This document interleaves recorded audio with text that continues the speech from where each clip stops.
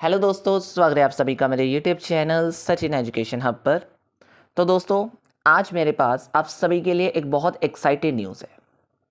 और ये जो न्यूज़ मैं बता रहा हूँ, ये एक्साइटेड के साथ साथ आज के टाइम की सबसे बड़ी न्यूज़ भी है। Yes, the income tax act जो कि 1961 से इंडिया में चलता आ रहा है, as you know very well, is being phased out, is being abolished. Yes, जो इनकम टैक्स एक्ट 1961 से चलता आ रहा है हमारे इंडिया में, ये अब खत्म होने जा रहा है, ये फेज्ड आउट होने जा रहा है। अब इसके बारे में बात नहीं की जाएगी। अब ये मान के चलो कि इनकम टैक्स एक्ट, जो इतना पुराना एक्ट हमारा चलता आ रहा है, सरकार कह रही है नहीं, अब इस पे जोर नहीं दिया जाएगा, अब इसकी और कॉम्प्लेक्सिटीज़ में आपको भगाया नहीं जाएगा। तो सर, एक सबसे बड़ी माइंड में यही चीज़ आ रही है कि अगर ये अबॉलिश हो जाता है तो अब क्या होगा। अरे कुछ नहीं होगा। इनकम टैक्स एक्ट अगर अबॉलिश हुआ है तो इसका मतलब ये नहीं है कि बाकी आपसे टैक्स लेना बंद हो जाएगी सरकार। नहीं जी नहीं, ऐसा नहीं होने वाला। सरकार कह रही है कि इनकम टैक्स एक्ट 1961 हम अबॉलिश कर रहे हैं, लेकिन सुन लो, इसके साथ साथ आज हम आने वाले समय में बता रहा हूँ, मोस्ट प्रोबेबली उन्होंने एक कह लो कि अनाउंसमेंट कर ही दी है। बस ये अनाउंसमेंट ऑफिशियल हो जाएगी बजट 2025 में कि जो इनकम टैक्स एक्ट है वो फाइनली अबॉलिश होने जा रहा है और इसके प्लेस पे डीटीसी आने वाला है। DTC, that is direct tax code. Yes, income tax act most probably आने वाले समय में अब अबॉलिश हो ही गया है समझो। और वेरी इंपॉर्टेंटली, बजट 2025 में इसके अबॉलिशिंग के साथ साथ ये बता दिया जाएगा कि इसके प्लेस पे इंट्रोडक्शन की गई है एक नई चीज़ की, that is direct tax code के बारे में। आपको सभी को पता होना चाहिए क्या है डायरेक्ट टैक्स कोड। आज हम इसी के बारे में जनरली बात करने आ रहे हैं। ये जो डायरेक्ट टैक्स कोड है ना, ये जो नया फ्रेमवर्क आज इनकम टैक्स वाले लेकर आना चाहते हैं, एक्चुअली ये प्लान्ड तो कब का हुआ पड़ा था। इसकी प्लानिंग तो कब से चल रही थी कि डीटीसी कब से ही ले आना है। 2022, 2021 या 2020 तक तो ले ही आना था ना, चांसेस पूरे थे। यानी जब से आपने सुना होगा 2017 में जीएसटी आया ना, तो जीएसटी के आने के बाद ज़्यादा से ज़्यादा 2 या 3 सालों में ये कोशिश की जा रही थी कि डायरेक्ट टैक्स कोड को भी लेकर आया जाएगा, लेकिन ऐसा नहीं हो पाया क्योंकि जीएसटी को जब लेकर आया गया ना, तो उसका सोचा गया था कि उसका सिंपल स्ट्रक्चर हम जल्दी से इंप्लीमेंट करवाकर फिर डायरेक्ट टैक्स कोड को ले आएंगे। पर आप सभी को पता चल रहा है कि जो जीएसटी है, जिसको सिंपल कहकर इंप्लीमेंट तो कर दिया सरकार ने, बट इसको सिंपली इंप्लीमेंटेड नहीं हो पाया। ये एक्ट, ये सिंपली इंप्लीमेंटेड नहीं हो पाया। कोशिश तो पूरी करी गई थी कि इसको जल्दी से इंप्लीमेंट कर सभी को इस चीज़ से फेमिलियर करवाकर इनकम टैक्स एक्ट को भी ख़त्म कर डीटीसी ले आएंगे, लेकिन ऐसा नहीं हो पाया। इसकी मतलब कह लो जीएसटी की इतनी कॉम्प्लेक्सिटीज़ आज के टाइम में आपको मतलब फेस करनी पड़ी। जब से ये इंप्लीमेंट हुआ, तो इसकी कॉम्प्लेक्सिटीज़ की वजह से इसकी इंप्लीमेंटेशन में इतना टाइम लग गया, इसकी इंप्लीमेंटेशन को इतना समय लग गया कि डीटीसी आने में काफ़ी देर हो गई। तो अब फाइनली सरकार ये जान चुकी है कि अब शायद टाइम है कि हम अपने इनकम टैक्स को बदलकर डीटीसी में फाइनल वर्जन कंप्लीट करके ले आए इसको। तो जो फाइनल वर्जन है अब डीटीसी का, देखो वैसे तो ये ड्राफ्ट हो चुका है, ये फाइनली पहले ही प्लानिंग हो चुकी है, मैंने पहले भी बताया, लेकिन अब ये फाइनली डीटीसी जो है, ये एक्सपेक्टेड है कि बजट 2025 में अप्रैल 2025 से ही आने के चांसेस है। मतलब इन सिंपल टर्म्स, बजट 2025 में इसकी अनाउंसमेंट हो जाएगी और most probably with effect from April 2025 ये चीज़ आगे इंप्लीमेंट होने के भी चांसेस रहेंगे। आई होप आपको ये चीज़ समझ आई है। अब इसके बारे में हम जानते हैं डिटेल में कि एग्जैक्टली डीटीसी है क्या और ये इतना ज़रूरी क्यों है आज के टाइम में। देखिए, जो करंट इनकम टैक्स है ना, ये काफ़ी आउटडेटेड हो चुका है। आउटडेटेड आप ये कह सकते हो कि बहुत लंबा इनकम टैक्स मतलब बहुत ज़्यादा लंबा हो चुका है हमारा ये इनकम टैक्स, कितना ज़्यादा कॉम्प्लेक्स हो चुका है, और इसीलिए इसमें काफ़ी मॉडर्नाइजेशन लेकर आने की ज़रूरत है। तो इसी वजह से जो डीटीसी है वो लेकर आया जा रहा है, जिसका मेन पर्पस बस इतना सही है कि आपने अपने ओल्ड लॉ, यानी जो पुराना लॉ आपका चलता आ रहा है, उसको सिंप्लीफाई कर दिया जाए, उसको यूज़र फ्रेंडली जितना हो सकता है उतना बना दिया जाए। मतलब जितना यूज़र फ्रेंडली आप बनाना चाहते हो उतना हम कोशिश करेंगे इस चीज़ को।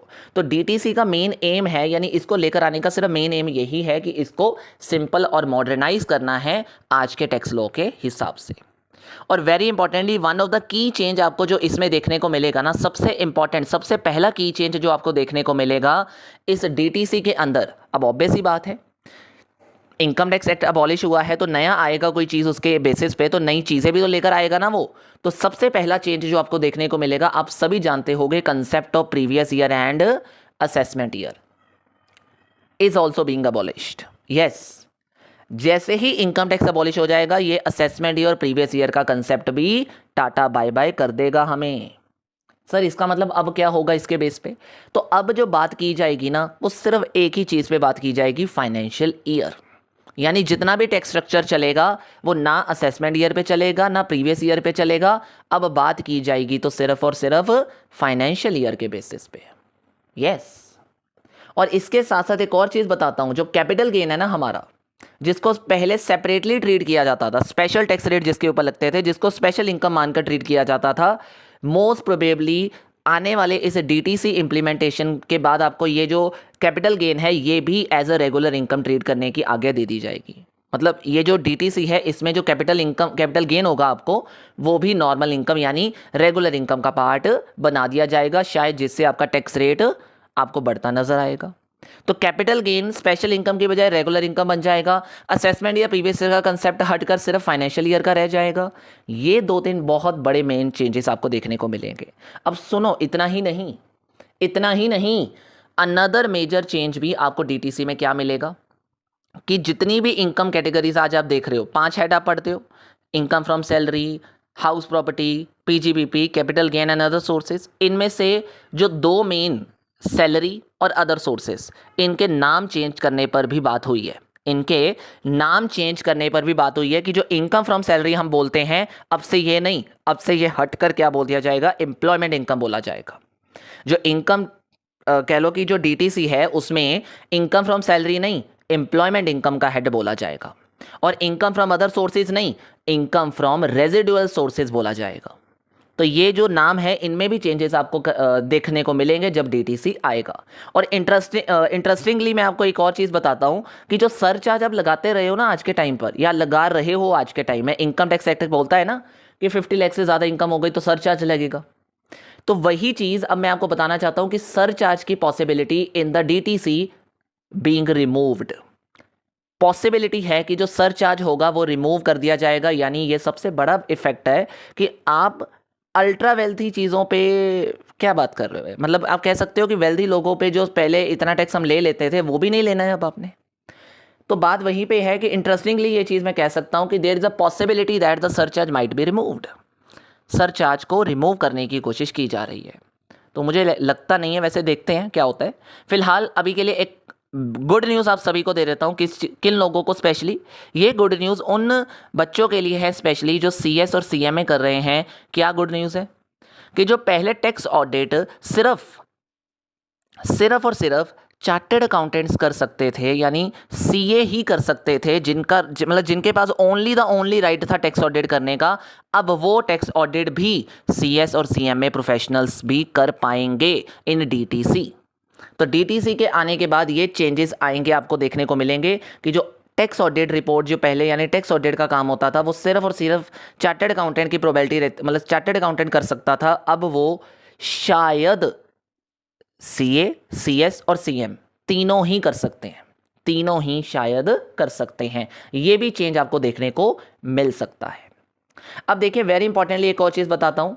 अब मेन चीज़ क्या है सर, कंपैरिजन एक बार कर दीजिए। कंपैरिजन बता देता हूँ। देखो कंपैरिजन की अगर मैं बात करूँ तो इनकम टैक्स एक्ट है ना, जो पुराना इनकम टैक्स एक्ट होता था उसमें 298 सेक्शंस रहे हैं, काउंटलेस सब सेक्शंस रहे हैं, 14 शेड्यूल्स रहे हैं, जिससे हमारा इनकम टैक्स काफ़ी कॉम्प्लिकेटेड बन चुका है।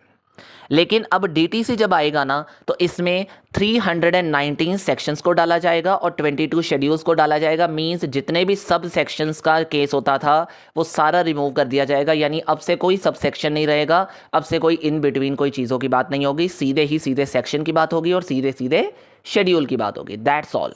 इसके अलावा और कोई बातें नहीं की जाएगी। इसका मेन पर्पस बस यही है कि इन चीज़ों को कर कर सरकार हमारे टैक्स को सिंपलर और ईजी टू अंडरस्टैंड बनाना चाहती है।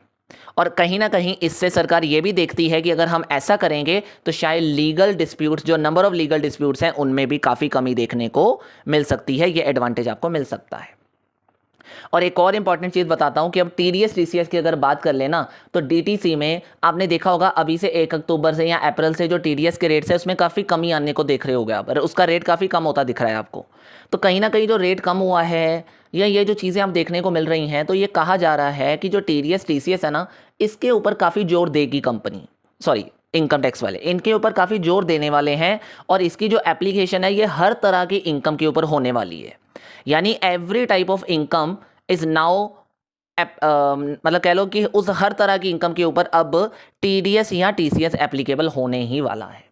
तो अगले डीटीसी में आपको ये भी चीज़ देखने को मिल सकती है। और हो सकता है कि जो टीडीएस टीसीएस के रेट हैं वो कम कर दिए जाएं और जो लिमिट्स हैं उनको भी कम करके ज़्यादा से ज़्यादा टीडीएस टीसीएस के ऊपर जोर देकर हर इनकम के ऊपर टीडीएस लगाने की कोशिश की जाए।